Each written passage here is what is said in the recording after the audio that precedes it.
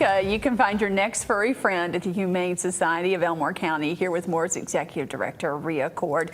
You have a very special guest. We don't often see bunnies at the shelter. They kind of said, you got anything different? I'm like, well, we have Coco, a 1-year-old rabbit.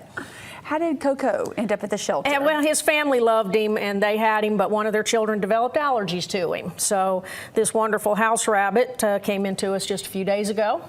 And so now let's see if we can find him another family where he can be a house rabbit again. You said he is house trained? They said he is litter box trained, and he came with litter box and all kinds of goodies. He's got houses and all kinds of toys, and he likes to be held. He'll sit in your lap. So he was quite spoiled before yes. Came in. So he's looking for his next home. Yeah, there you go.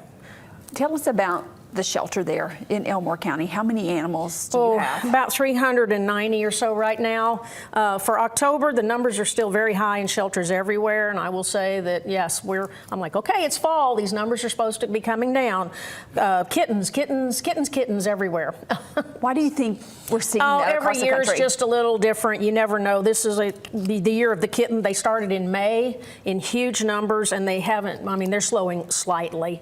But it's just, and so now we have a lot of kittens that are getting older, and it's time for them to get adopted, so we just keep kind of plugging away. Does this just emphasize that spay neuter. Spay neuter? Spay neuter, spay neuter, spay neuter. None of us shelters can scream that loud enough because 60% of my population in the shelter any given time is under 6 months old of our intake. So if we could slow down the unwanted litters, life in shelters would be a lot more bearable.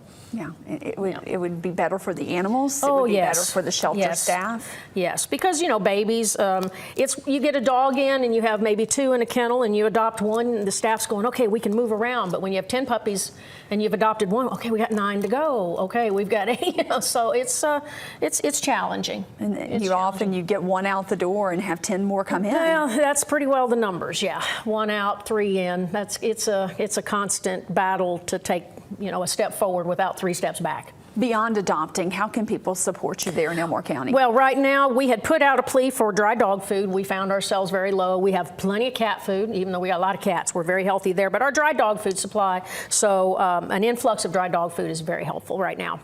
What are adoption fees like? $100 for our dogs, all of them. They're all spayed, neutered, vaccinated, microchipped, all of that. Cats are $50. Cats over a year old are a name your fee.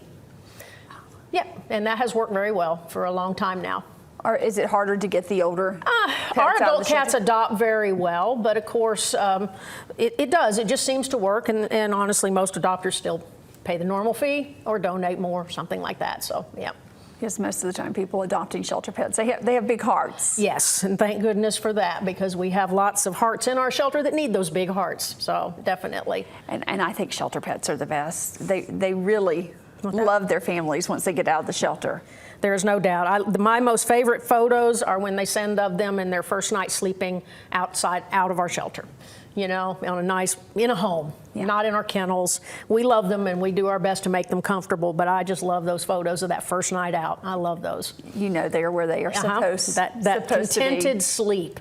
Where can people see all the animals that you have available right now? Our website, elmorehumane.org, can find out everything there is about adopting, see all of the pets for adoption, to include Coco, see about our events. Our adoption application is right on the home page.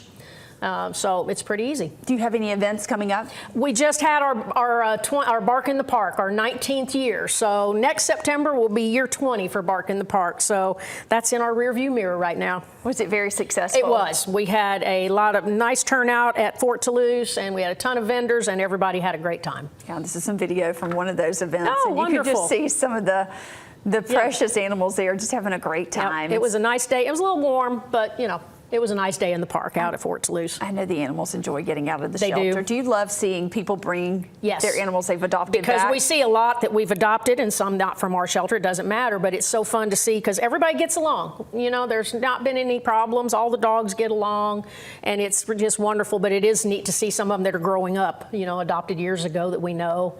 So having their happy ever after, right? Yes, yes, definitely. What are your hours and where are you located? Well, we're at the shelter 6 days a week, Monday through Saturday. We start our adoptions at 10. That's when our appointments start for that. Intake starts at 8 o'clock in the morning until 5 o'clock. And then Saturdays we close at 4. You enjoyed that carrot, didn't you, Coco?